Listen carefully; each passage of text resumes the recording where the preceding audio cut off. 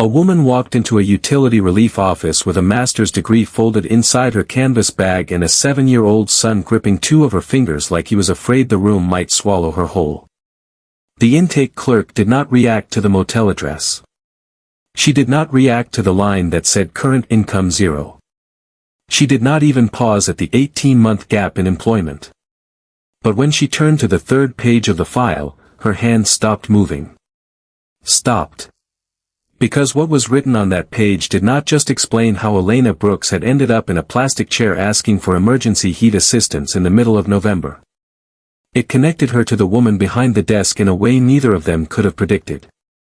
36-year-old Elena Brooks had once been the kind of woman community magazines liked to profile under headlines about leadership and impact.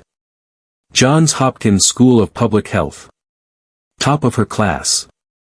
The kind of graduate who made professors lean back in their chairs and say quietly, "Watch her, she is going to build something that matters." And for a while, she did.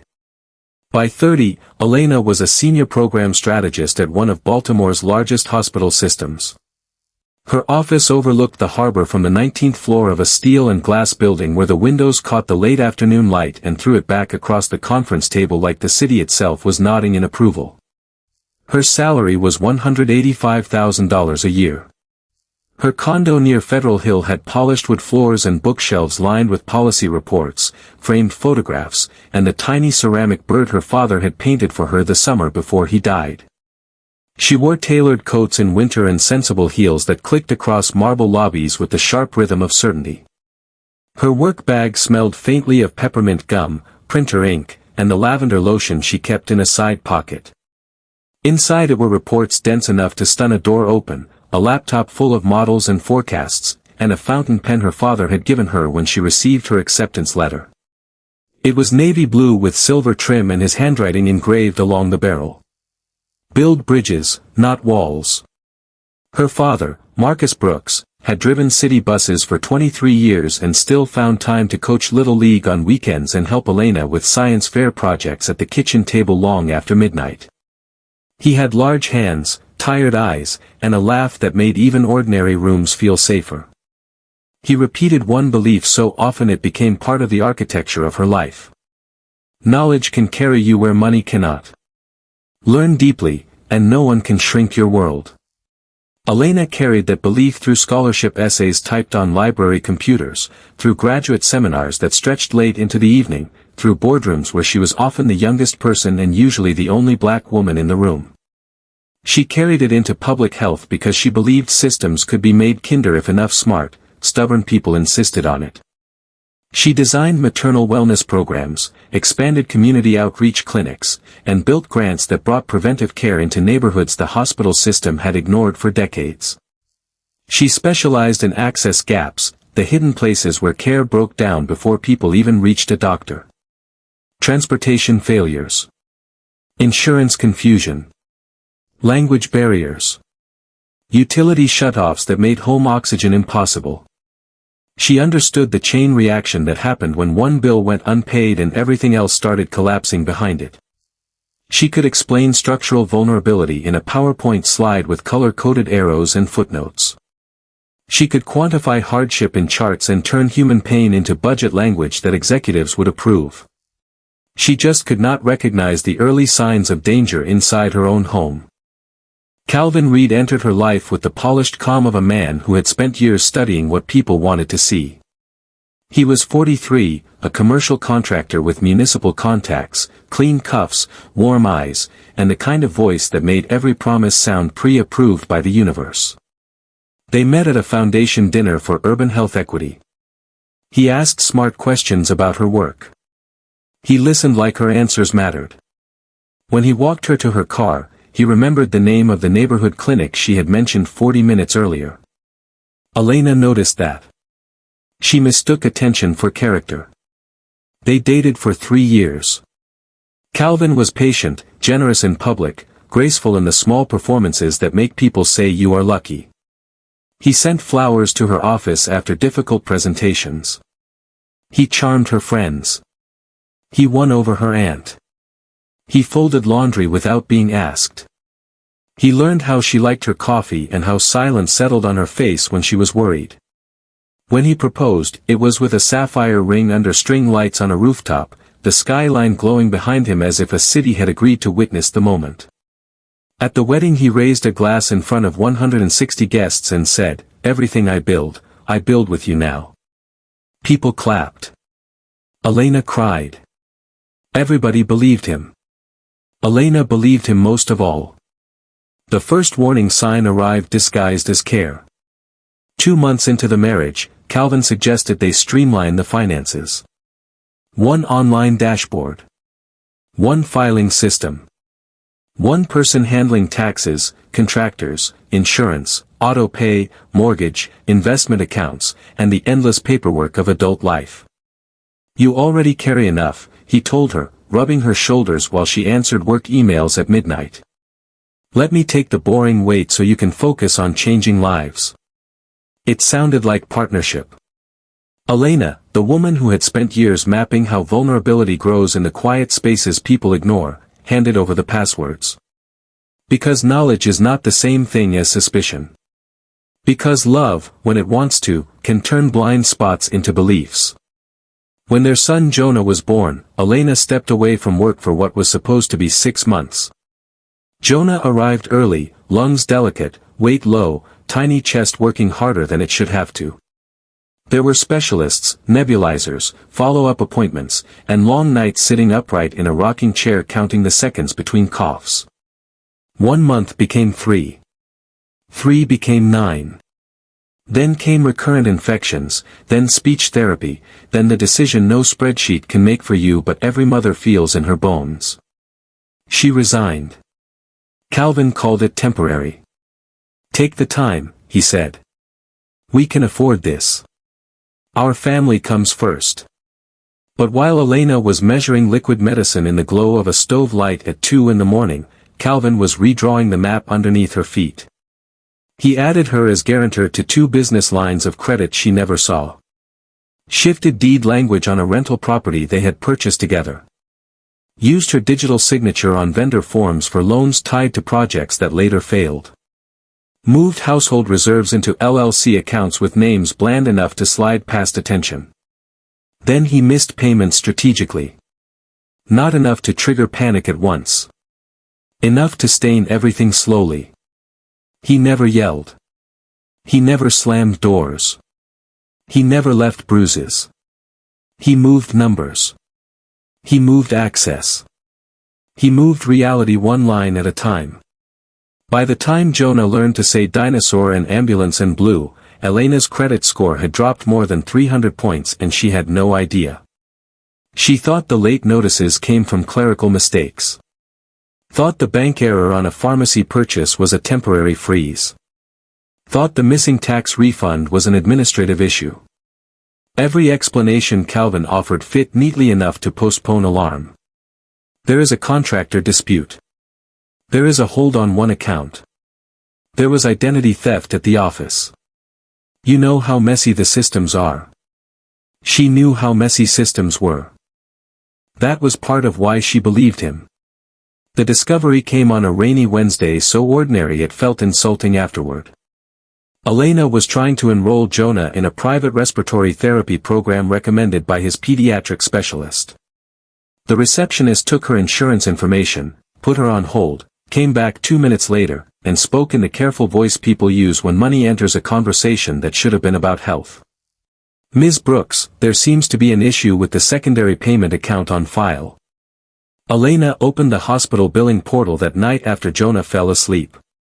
Then the mortgage account. Then the savings app. Then 2 credit reports. Then county property records. She sat at the dining room table with the overhead light off and the laptop illuminating her face in pale blue. The checking account had $91. The emergency fund she had built over 11 years of work was gone. There were 3 delinquent accounts she had never opened. 1 lien notice. 2 business loans. A property transfer document bearing an electronic signature she had never authorized. Her hands shook so badly she clicked the wrong tabs twice. She confronted Calvin when he came home. He set takeout on the counter, loosened his tie, glanced at the screen, and did not even have the decency to look startled. "Everything I did was to keep us solvent," he said. "You were emotional after Jonah got sick. I had to make executive decisions." Elena stared at him. The man she had married. The man who had learned her coffee order and her fears and the shape of her ambition. The man who had watched her leave a career she loved to keep their son breathing safely through winter nights. Not a partner. Not a husband. A system with a smile. She left 4 days later.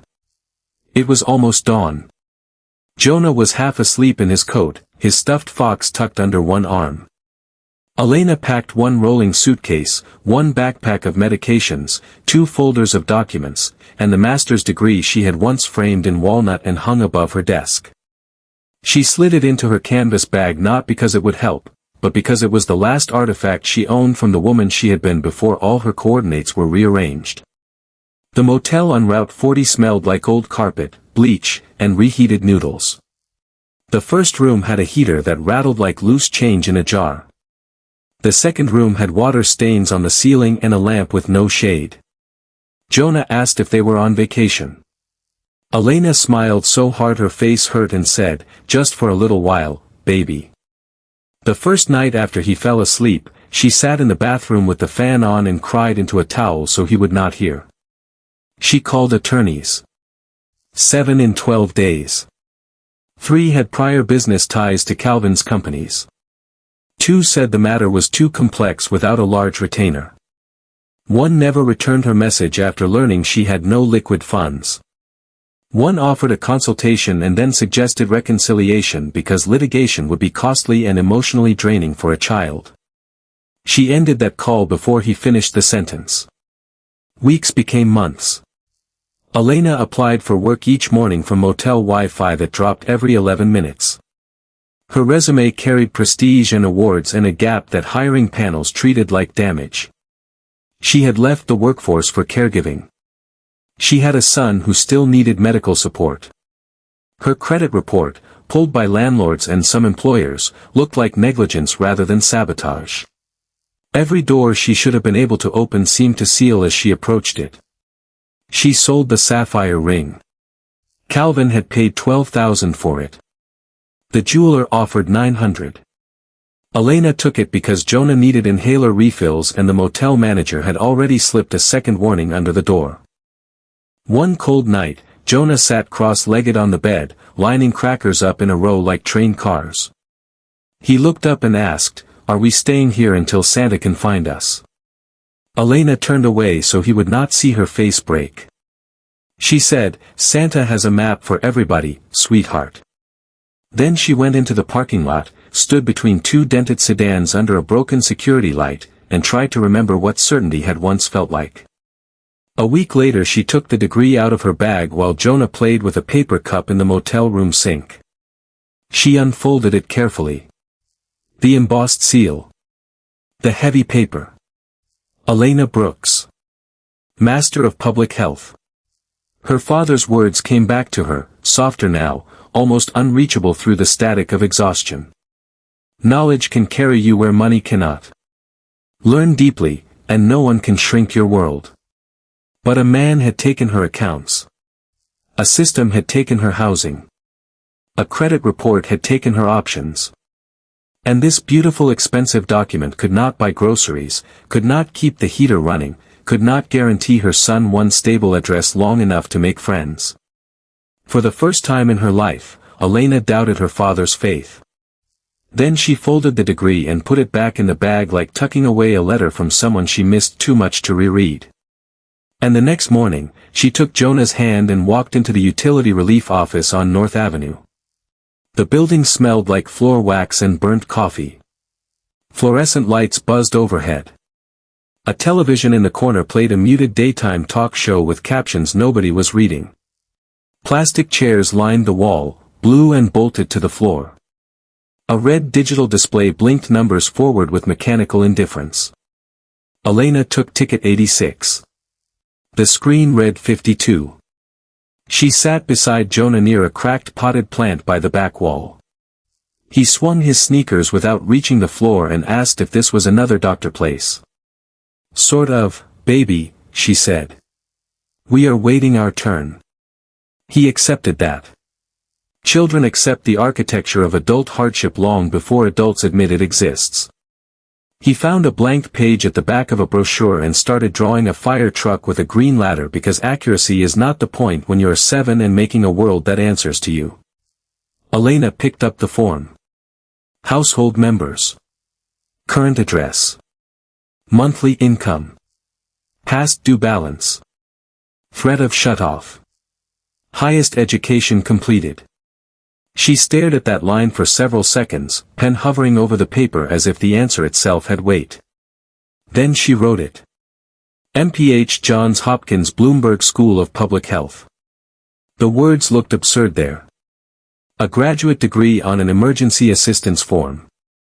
Two worlds that were never supposed to touch sitting side by side in the same narrow box.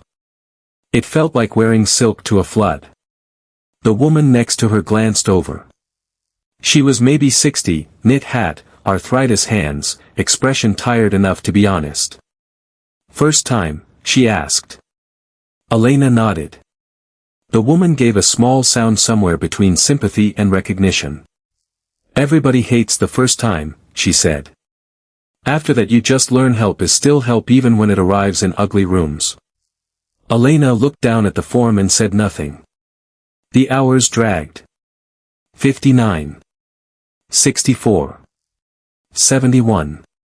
Jonah filled 3 pages with vehicles, then drew a house with smoke coming from a chimney and told Elena it was the house they would live in when winter was over. She smiled and kissed the top of his head because sometimes hope comes to children disguised as crayons. Ticket 86, Desk 4, the speaker announced at last in a voice flattened by repetition.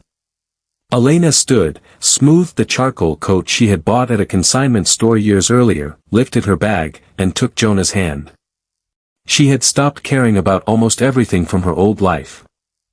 Desk 4 was in the far corner beneath a flickering light. The caseworker behind it was a woman named Lorraine Mercer. 57. Short natural hair streaked with silver. Oval glasses. A face composed of equal parts discipline and fatigue, the kind that comes from spending years between policy and pain. 19 years in public service had taught her how to read files quickly, how to scan for urgency, how to keep moving even when the story's blurred. She took Elena's papers without looking up and began turning pages. Page 1.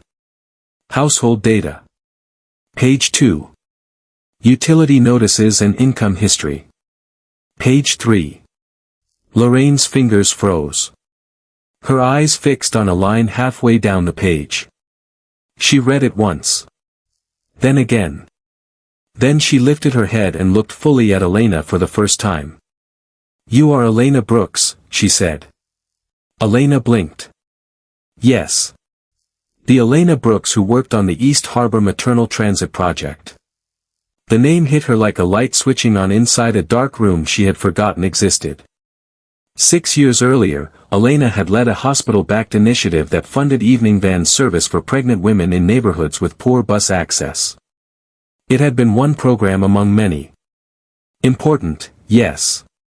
But not the kind of thing she imagined anybody remembering by name after all this time.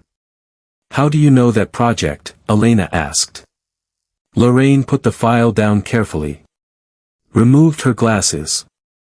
Pressed her thumb and forefinger to the bridge of her nose and took one long breath before speaking.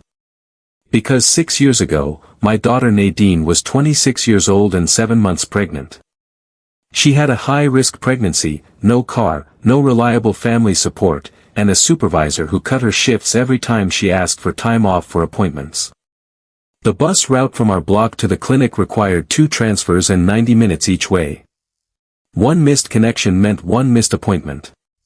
One missed appointment could have cost her baby. Lorraine's voice tightened, not enough to break, just enough to tell the truth. Then your program started. Those evening vans. Those Saturday rides. Nadine made every appointment after that. She delivered a healthy little girl because she could get to the clinic in time. You never knew us. But I knew your name. Elena felt something move through her chest so suddenly it almost hurt. Lorraine looked at her with a softness that had nothing to do with pity. I have thanked God for you more times than you will ever know, she said. Memory came back in fragments. The grant proposal. The ridership maps. The hearing where she argued that transportation is prenatal care if the road between a woman and a doctor is what stands in the way. Nadine had been a number in a utilization report. A trip recorded. A van seat occupied. And now her mother sat in front of Elena behind a government desk while Elena asked for help paying a heat bill. The woman who once built access for Lorraine's daughter was now sitting in Lorraine's chairless corner asking for access herself. Jonah looked up from his drawing. Why is the lady looking at you like that, Mama? Lorraine smiled through eyes gone brighter with tears. Because I remember something good, baby, she said. Then she turned back to Elena and something in her posture changed. Not professionalism. Not favoritism.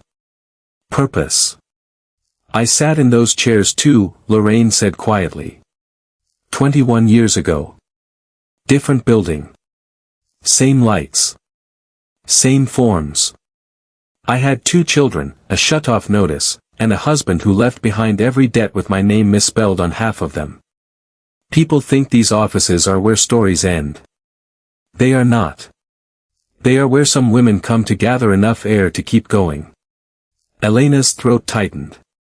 She looked away because the room suddenly felt too small for how much she was trying not to feel. Lorraine pulled the file closer and kept talking, voice low, steady, matter of fact in the way truth sometimes is when it has survived long enough. The hardest part was not the money. It was the shame. The feeling that asking for help meant I had become less than who I was supposed to be. Then I learned something. Systems are cold. But people inside them do not always have to be. She glanced down at the debt summary and the service termination notice. Then at the credit issues. Then at the employment gap. Your husband used your information for business debt, did he not? Elena went still. How could you tell? Because the timeline is wrong, Lorraine said. Utility arrears, guarantor obligations, commercial delinquencies, then housing instability, then work disruption. That is not random collapse. That is engineered dependence. Lorraine continued. My sister's ex-husband did the same thing. Not the same details. The same strategy. Move the money first. Damage the credit next. Then let the paperwork trap do the rest. When people think abuse, they look for broken plates and bruised faces. They do not look for loan documents and access changes. Elena stared at her. For months she had been moving through the aftermath as if it were uniquely humiliating, uniquely private, uniquely hers. Now, in one sentence, Lorraine placed it inside a pattern. You built systems for vulnerable families, Lorraine said. You know more than most people about how one failure cascades into another. Now you need to see your own story with that same clarity. Jonah slid his drawing across the desk. Look, he told Lorraine, this is our winter house. It had a green roof and 2 crooked windows and a dog that looked like a loaf of bread with legs. Lorraine looked at it and smiled. That is a strong house, she said. Jonah nodded with complete seriousness. It has extra blankets in it. Lorraine processed the heating assistance application in 9 minutes. Efficient. Precise. No wasted motions. She marked the shut-off notice for emergency intervention and added a cold weather vulnerability note because Jonah's medical records showed respiratory risk. Then she did something Elena would remember for the rest of her life. She went beyond the script. The first call was to a family stabilization program on Greenmount Avenue. Not a shelter cot. Not another weekly motel. A transitional apartment with a lease address, on-site support, and a case manager who knew how to navigate school continuity. Lorraine spoke to someone named Patrice like they had weathered 100 impossible afternoons together. She listened. Asked one follow-up question. Wrote down a room number. They have a one-bedroom available Monday, she told Elena after hanging up. Small, but private. Heat included. 12-week placement with possible extension. Elena opened her mouth. Closed it. Opened it again. No sound came out. The second call was to a legal resource center specializing in economic abuse and fraud-related family cases. Lorraine summarized the situation in under 40 seconds. Former health executive.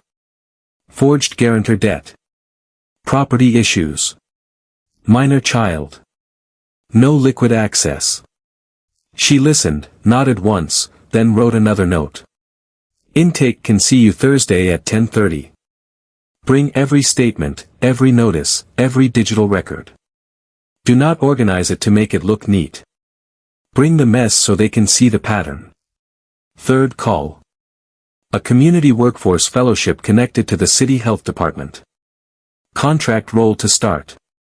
Public health systems redesign. Hybrid schedule. Benefits after probation. Lorraine mentioned Elena's background carefully, not like a favor, like a fact the right person should hear. She hung up with a final sticky note. The program director will review your resume if you send it tonight.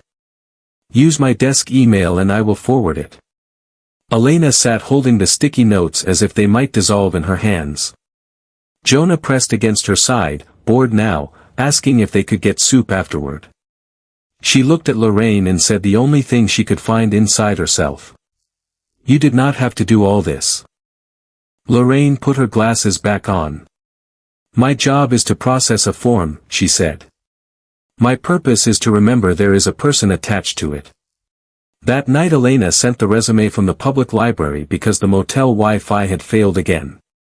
Jonah sat at the children's table wearing paper headphones the librarian had made during craft hour. Elena rewrote her summary statement in the quiet glow of the screen. Not former executive. Not displaced professional. She wrote what she had become and what she still knew. Public health strategist with deep experience in access infrastructure, maternal wellness systems, community implementation, and crisis response. Skilled in navigating service barriers across health, housing, and family stabilization. Monday they moved into the apartment on Greenmount Avenue. One bedroom. Peeling paint in the hallway. A radiator that hissed and clicked like it had opinions. A narrow kitchen with two cabinets that did not quite close. But the lock on the door worked. The thermostat worked. The mailbox downstairs had a slot for their name. Jonah ran from room to room with the wild joy only children can produce from the smallest geography. Is this all ours? He asked. Elena looked at the chipped counters, the dusty blinds, the mattress on the floor waiting for a frame, and said yes, baby. For now, this is ours. That night she slept without her shoes on for the first time in nearly 5 months. Thursday she walked into the Legal Resource Center with 2 folders and a binder clip around a stack of utility notices. The attorney who met her was named Samuel Price. 49. Rumpled suit. Kind eyes. The calm expression of a man who had listened to panic for so many years he no longer rushed to match it. He read her documents in silence, then read them again more slowly. This is not mismanagement, he said at last. This is coercive financial abuse with commercial fraud exposure. Elena reached into her bag and produced a third folder. Research. Loan registrations. Property pulls. Contractor lien filings. A timeline linking Calvin's municipal projects to personal guarantees he had shifted onto her profile during her caregiving leave. Samuel looked up sharply. Where did you get all this? County records. Vendor databases. State licensing filings. Public procurement archives. I used to build access models, Elena said. Data leaves footprints. A slow smile crossed Samuel's face, not happy exactly, more like respect meeting momentum. He underestimated you, he said. Yes, Elena replied, finally feeling the sentence in her bones. He did. They filed for debt invalidation, emergency asset restraint, property review, and financial discovery. Calvin responded the way men like Calvin always respond. With confidence rented by the hour. His attorneys called the debt strategic business obligations incurred for family benefit. They suggested Elena had been overwhelmed, had delegated more than she remembered, had misunderstood shared risk. Polite language. Violent implications. She read every filing at the kitchen counter while Jonah colored planets beside her. Mars purple. Saturn orange. Mercury with a smile. The radiator clicked. The apartment smelled like boxed macaroni and detergent. Elena used library printouts and legal pads the way she once used executive summaries. Piece by piece. Date by date. Signature by signature. Her father's voice returned to her then, but different now. Not an old comfort. A tool being handed back. Knowledge can carry you where money cannot. Not because it prevents harm. Because it gives you something to fight with after harm arrives. Jonah started second grade in a neighborhood school 2 weeks later. He wore sneakers from the donation closet and a coat one size too big, sleeves folded twice at the wrists. By the third day he had learned the crossing guard's name. By the fifth he came home talking about a boy named Malik who could draw dragons from memory. Stability returned first in tiny unremarkable ways. A backpack left by the door. Permission slips on the counter.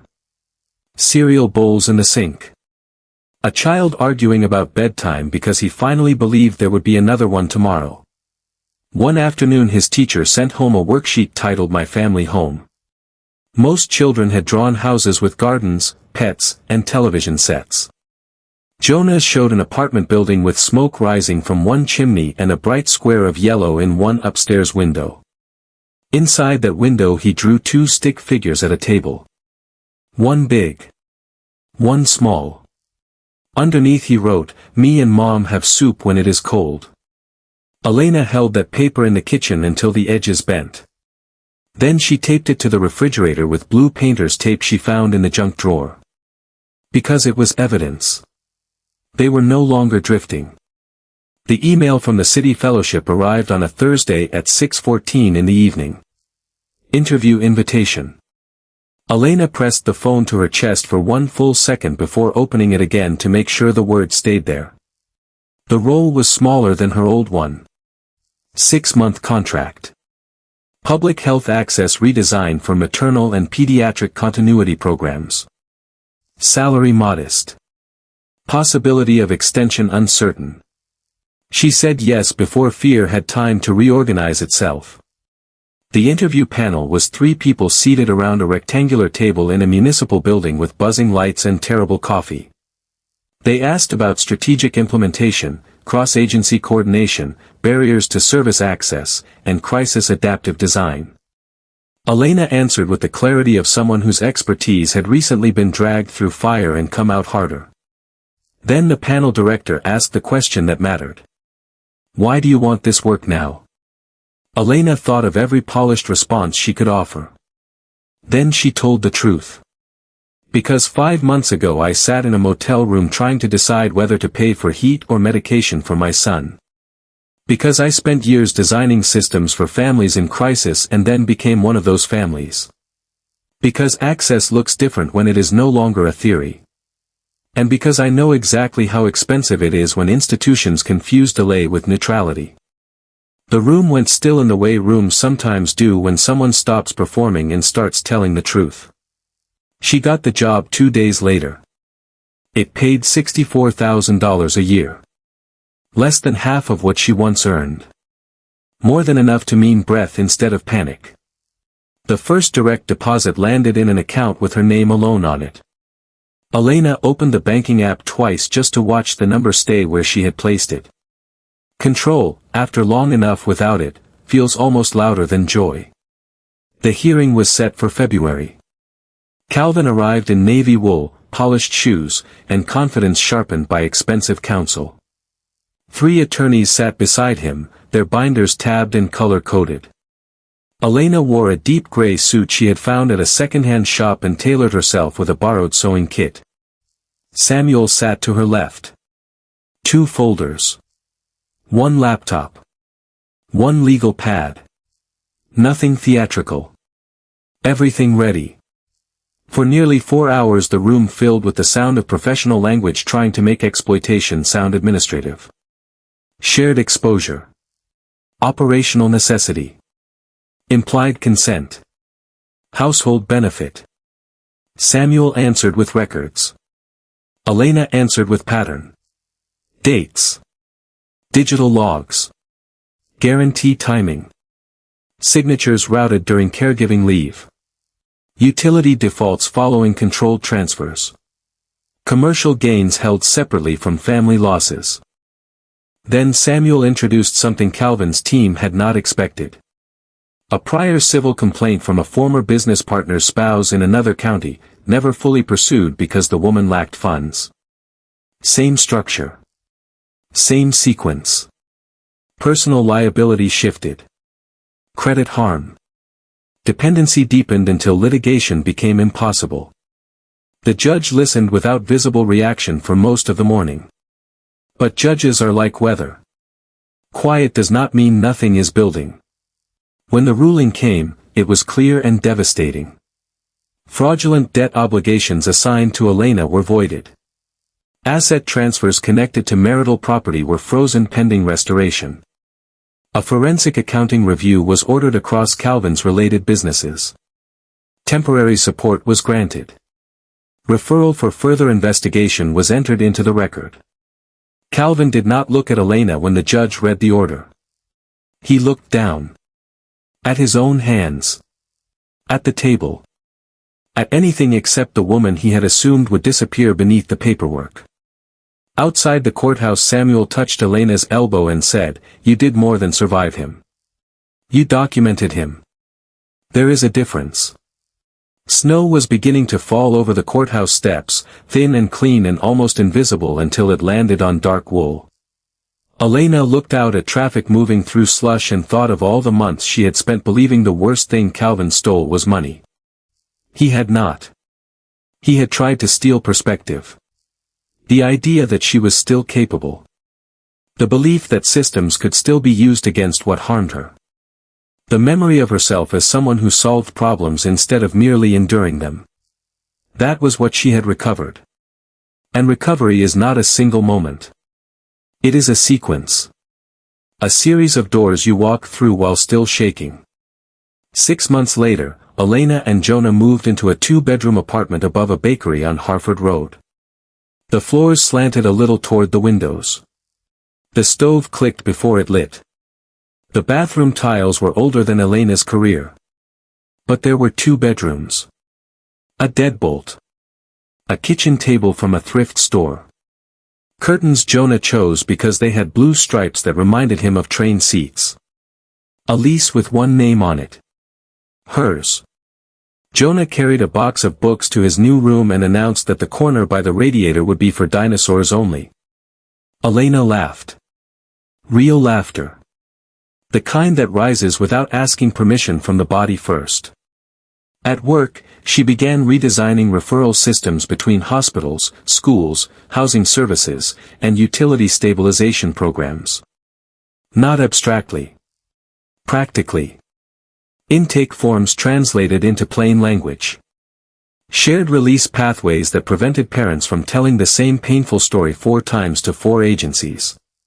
Priority routing for medically vulnerable children during winter shutoff threats. Transportation vouchers integrated before missed appointments became crises. She had once built these systems from theory. Now she built them from memory. Her first major case review involved a mother named Brielle. 29. 2 children. Type 1 diabetes. Rent arrears. Utility debt. No child care. An ex-partner who had opened a phone account and a store card in her name after separation. Brielle sat across from Elena twisting a receipt between her fingers until it tore. "I should have known better," Brielle whispered. Elena leaned forward. No, she said gently. You should have been safer. Those are not the same sentence. Brielle looked up as if someone had opened a window in a room she thought had none. That afternoon Elena walked back to the utility relief office on North Avenue carrying a bakery box and 2 cups of coffee with cardboard sleeves. The same fluorescent lights buzzed overhead. The same bolted chairs lined the wall. The same television played silently in the corner. But Elena was not carrying a shut-off notice now. She was carrying gratitude sturdy enough to survive awkward rooms. Lorraine looked up from desk 4 and smiled with the quiet fullness of someone watching a bridge hold weight exactly the way it was meant to. They sat together during Lorraine's break and ate cinnamon twists from the bakery downstairs from Elena's new apartment. Jonah, out of school early that day, colored at the neighboring desk and occasionally inserted very important opinions about frosting. I did not save you, Lorraine said after a while. Elena shook her head. No. But you reminded me I was still reachable. Lorraine laughed softly. That is all any of us can do sometimes. Reach back.